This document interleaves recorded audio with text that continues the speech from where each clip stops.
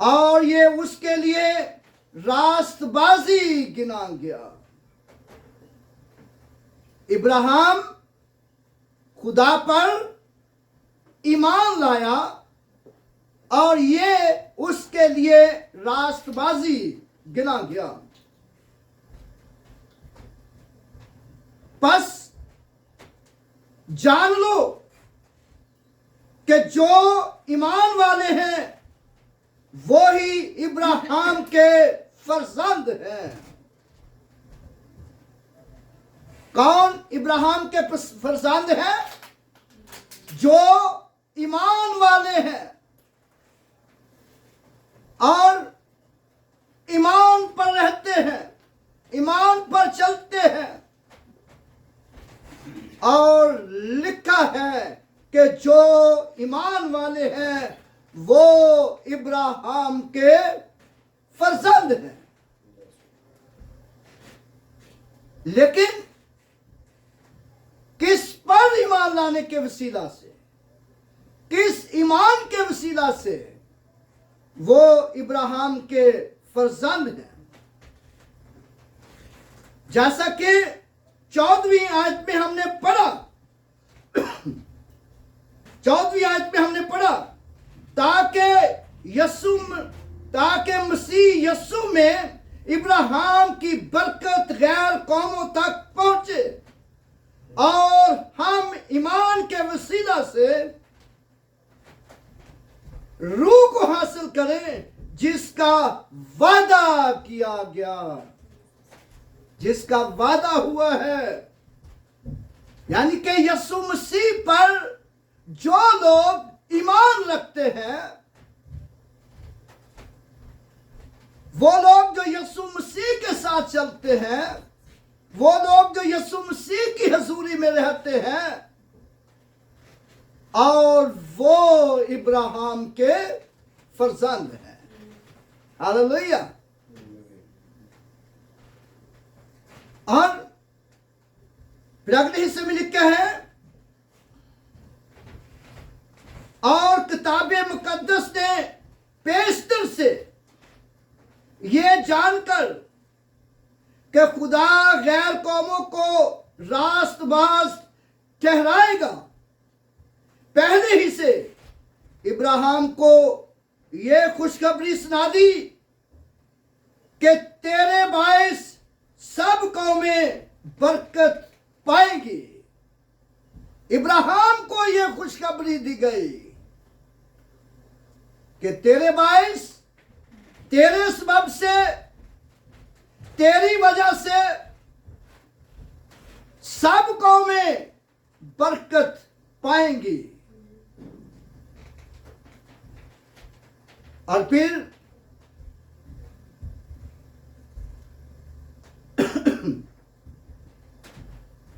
बस जो ईमान वाले हैं वो ईमानदार इब्राहिम के साथ बरकत पाते हैं। जो ईमान वाले हैं, जो ईमानदार हैं, जो यीशु के साथ चलते हैं, जिन्होंने यीशु मसीह को कबूल किया है, और वो इब्राहिम के साथ बरकत पाते हैं, इब्राहिम के साथ बरकत पाते हैं। और ईमान वाले, और जब हम यूहन्ना का पहला खत उसका 5वां बाब उसकी पहली आयत पढ़ते हैं तो देखिए यहां पर क्या लिखा है।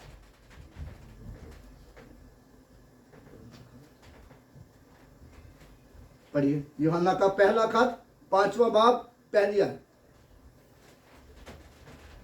जिसका ये ईमान है कि यीशु ही मसीह है, वो खुदा से पैदा हुआ है, और जो कोई वालिद से मोहब्बत रखता है वो उसकी औलाद से भी मोहब्बत रखता है। जिसका ईमान है कि यीशु मसीह ही खुदा से पैदा हुआ है, यानी खुदा का बेटा है, जो ये ईमान रखता है कि यीशु मसीह खुदा का बेटा है, खुदा से पैदा हुआ है, और वो इब्राहिम के साथ बरकत का हकदार है और उसी के साथ वादा किया है जैसा हमने पढ़ा। चनाचे इब्राहिम खुदा पर ईमान लाया और ये उसके सबब से रास्तबाजी गिना गया। बस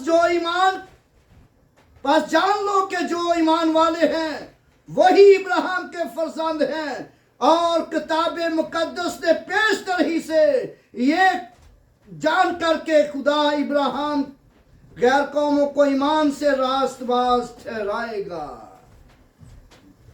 गैर कौमों को रास्तबाज ठहराएगा। और इब्राहिम को यह खुशखबरी सुना दी गई कि तेरे भाई सब कौमें बरकत पाएंगे। बस जो ईमान वाले हैं वो ईमानदार इब्राहिम के साथ बरकत पाते हैं। और फिर अगले हिस्से में लिखे हैं, क्योंकि जितने शरीयत के अमाल पर तकिया करते हैं वो सब के सब लानत के मुताहिद हैं। चनाचे लिखा है कि जो कोई उन सब बातों के करने पर कायम नहीं रहता जो शरीयत की किताब में लिखी है वो लानती है। हालेलुया।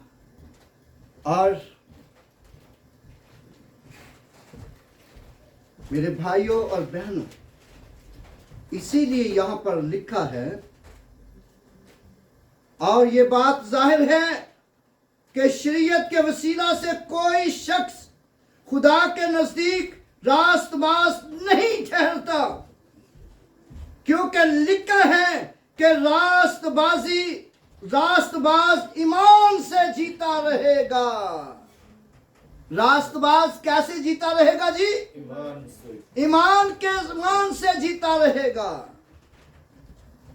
मुबारक है वो लोग जो ईमान रखते हैं, मुबारक है वो लोग जो ईमानदार हैं, मुबारक है वो लोग जिन्होंने यीशु मसीह को अपनी जिंदगी में कबूल कर लिया है और ईमान लाए हैं कि यीशु मसीह खुदा का बेटा है, खुदा से पैदा हुआ है और हमारा निजात दहिंदा है और अपने गुनाहों से तौबा करके खुदा बाप और बेटे रूह कुद्दस के नाम से बपतिस्मा लिया है और वो उस ईमान से जिंदा रहेंगे। लिखा है कि रास्तबाज ईमान से जीता रहेगा। रास्तबाज कैसे जीता रहेगा? ईमान से जीता रहेगा। और कई दफा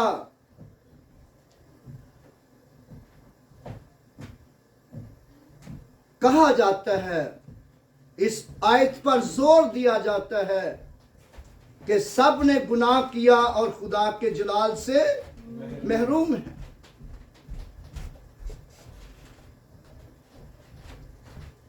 वो तमाम गुनाहगार जो गुनाह में जिंदगी गुजारते हैं, जो खुदा से दूर जिंदगी गुजारते हैं, वो खुदा के जलाल से महरूम हैं, मगर ईमानदार नहीं, मगर ईमानदार नहीं। और जब हम रूमियों के नाम पौलुस रसूल का खत पढ़ते हैं, रोमियो के नाम पौलुस रसूल का खत उसका 3 बाब जब हम पढ़ते हैं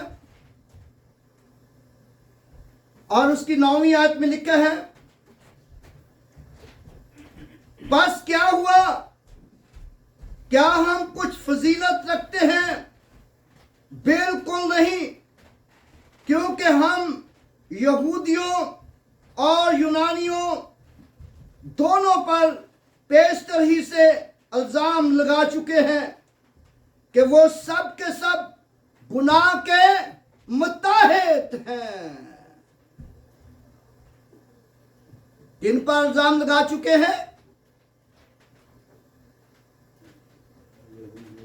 यहूदियों और यूनानियों पर पेशतर ही से इल्जाम लगा चुके हैं कि वो सब के सब गुनाह के मुताहिद हैं। क्यों गुनाह के मुताहिद हैं? इसलिए कि जो लोग शरीयत की किताब में जो बातें लिखी हैं उन पर अमल नहीं करते और उन पर कायम नहीं रहते, इसलिए वो गुनाह के मुताहिद है। जैसा कि हम 9वीं 10वीं आयत को पढ़ते हैं, लिखा है, चनाचे लिखा है, कोई रास्तबाज नहीं, एक भी नहीं, कोई समझदार नहीं, कोई खुदा का तालब नहीं, सब गुमराह हैं, सब के सब निकम्मे हैं, निकम्मे बन गए, कोई भलाई करने वाला नहीं, एक भी नहीं। उनका गला खुली कब्र है, उनकी जुबान से, उनकी जुबानों से फरेब, उन्होंने अपनी जुबानों से फरेब दिया और उनके होंठों में सांप का जहर है और उनका मुंह लानत और करवाहट से भरा है और उनके कदम खून बहाने के लिए तेज रो हैं। उनकी राहों में तबाही और बदहाली है और वो सलामती की राह से नावाकिफ हुए और उनकी आंखों में खुदा का खौफ नहीं। अब हम जानते हैं कि शरीयत जो कुछ कहती है उनसे कहती है जो शरीयत के मुताहिद हैं। किन पर इल्जाम लगा चुके हैं? यहूदियों और यूनानियों पर, कि वो सब के सब गुनाह के मुताहिद है और उनके अंदर ये गुनाह पाया जाता है कि वो शरीयत पर कायम नहीं रहते, शरीयत पर तकिया तो करते हैं, शरीयत पर ईमान तो रखते हैं, लेकिन शरीयत पर कायम नहीं रहते। और अगले हिस्से में लिखे हैं, अब हम जानते हैं कि शरीयत जो कुछ कहती है उनसे कहती है जो शरीयत के मुताहिद हैं, ताकि हर एक का मुंह बंद हो जाए और सारी दुनिया खुदा के नजदीक सजा के लायक ठहरे। सारी दुनिया खुदा के हुजूर सजा के लायक ठहरे। क्यों? इसलिए जो शरीयत पर तकिया करते हैं और उसके मुताबिक नहीं चलते तो फिर वो खुदा के जलाल से महरूम है, खुदा के जलाल से महरूम है।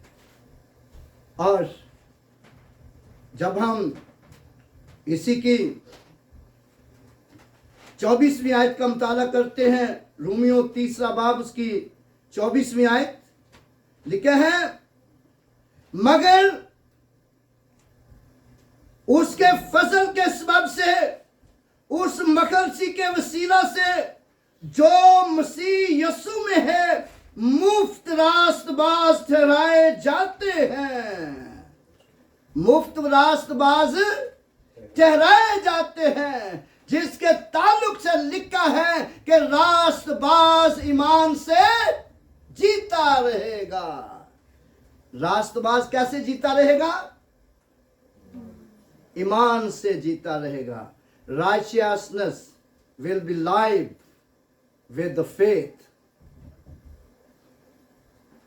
और ईमानदार रास्तबाज जो है वो ईमान से जीता रहेगा। क्यों ईमान से जीता रहेगा? इसलिए कि वो यीशु मसीह के वसीला से, उस मखलसी के वसीला से, उस कफारे के वसीला से जो यीशु मसीह ने सलीब पर दिया, और उसके वसीला से वो रास्तबाज ठहराया गया है। इसलिए वो ईमान ही से जीता रहेगा। और जब हम इसकी 25 आयत पढ़ते हैं, लिखे हैं, उसे खुदा ने उसके खून के बायस एक ऐसा कफारा ठहराया जो ईमान लाने से फायदेमंद होता है, ताकि जो गुनाह पेशतर से हो चुके थे, जिनसे खुदा ने तहम्मुल करके और तरा दी थी, उनके बारे में वो अपनी रास्तबाजी जाहिर करे, बल्कि इसी वक्त उसकी रास्तबाजी जाहिर हुई ताकि वो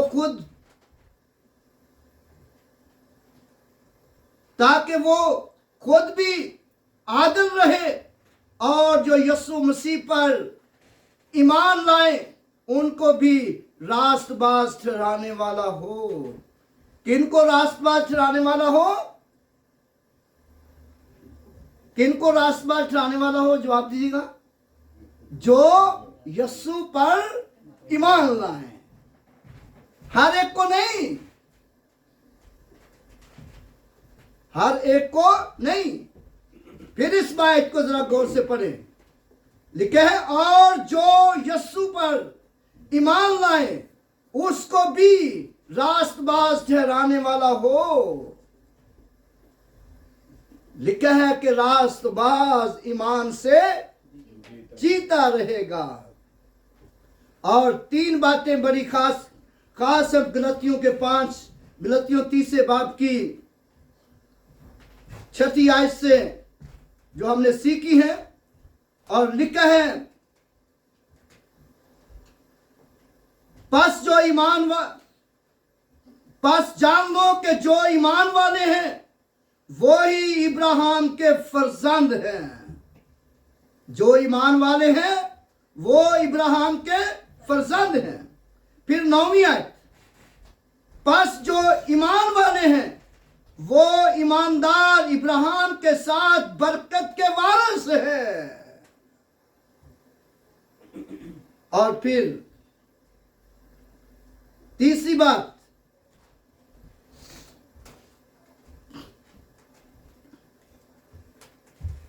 और ये बात जाहिर है कि शरीयत के वसीला से कोई शख्स खुदा के नजदीक रास्तबाज नहीं ठहरेगा, क्योंकि लिखा है कि रास्तबाज ईमान से जीता रहेगा। हालेलुया।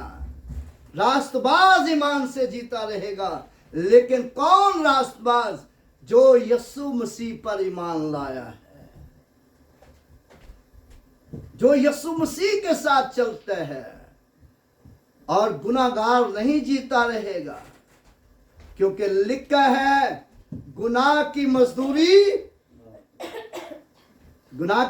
क्या है? मौत। गुनाह की मजदूरी मौत है। The wages of the sin is death. गुनाह की मजदूरी मौत है, मगर खुदा की बख्शिश हमारे मसीह यीशु में हमेशा की जिंदगी है। और यीशु मसीह में हमेशा की जिंदगी है। यीशु मसीह में बरकत है। यीशु मसीह में इब्राहिम के फर्जंद हैं। और अगले हिस्से में लिखा है,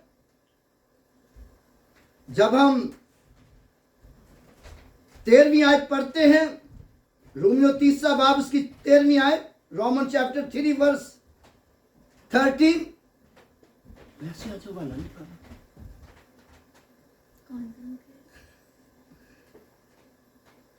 रोमन 3 चैप्टर 3 वर्स 13 to 14।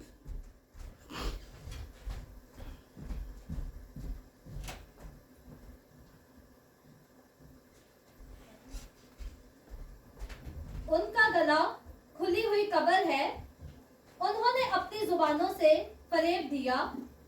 उनके होंठ में सांपों का जहर है। उनका मुंह लानत और कड़वाहट से भरा है। जी ये भी ये आयत भी पढ़ दें।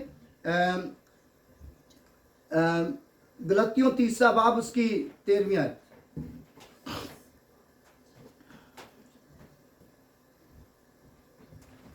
मसीह जो हमारे लिए लानती बना, उसने हमें मोल लेकर शरीयत की लानत से छुड़ाया।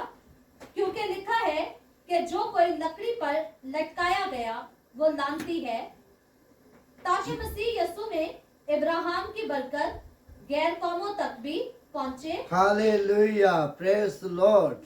जैसा कि हम पहले पढ़ चुके हैं, जैसा कि हम पहले पढ़ चुके हैं, उनका गला खुली कब्र है। उन्होंने अपनी जुबानों से फरेब दिया। उनके होंठों में सांपों का जाहिर है। उनका मुंह लानत और कड़वाहट से भरा है। उनके कदम खून बहाने के लिए तेज रो हैं।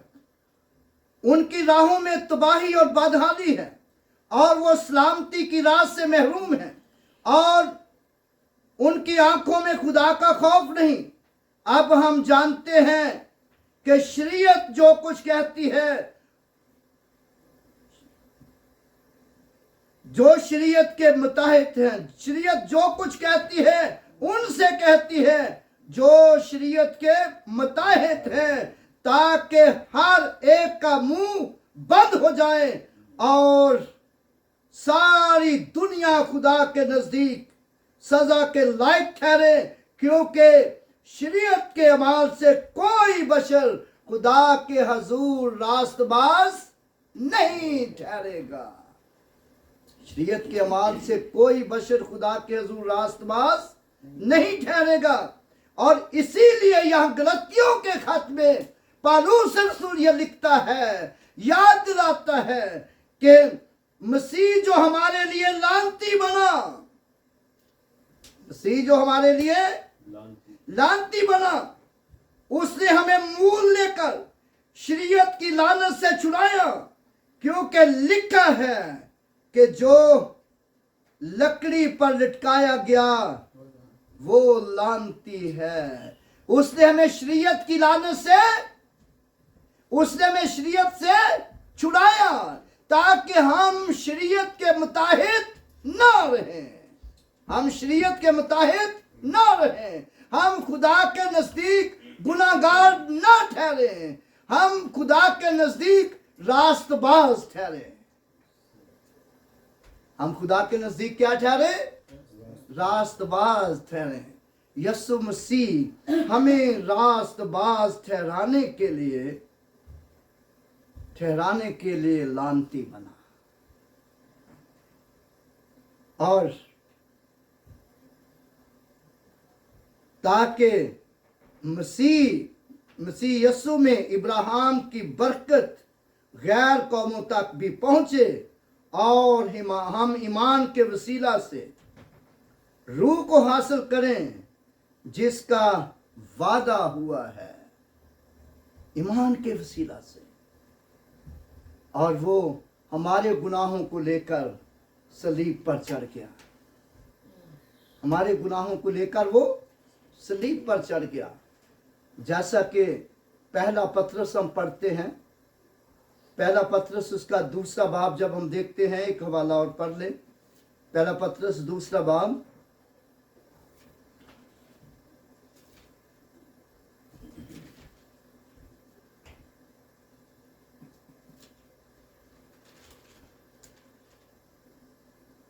हालेलुया।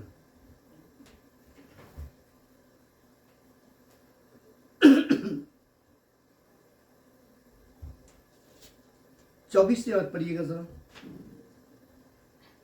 वो आप हमारे गुनाहों को अपने बदन पर लिए हुए सलीब पर चढ़ गया ताकि हम गुनाहों के एतबार से मरकर रास्तबाजी के एतबार से जिए। वो आप हमारे गुनाहों को अपने बदन पर लेकर सलीब पर चढ़ गया ताकि हम रास्तबाजी के एतबार से जिए। किसके एतबार से जिए? रास्तबाजी के रास्तबाजी के एतबार से जिए। Hallelujah, praise the Lord. जैसा कि यहाँ पर हम कितनी बड़ी खूबसूरत बात देखते हैं, वो आप हमारे गुनाहों को अपने बदन पर लिए हुए सलीब पर चढ़ गया, ताकि हम गुनाह के एतबार से मरकर रास्तबाजी के एतबार से जिए, और उसके मार खाने से हमने शिफा पाई। उसके मार खाने से तुमने शिफा पाई है। मेरे भाइयों और बहनों,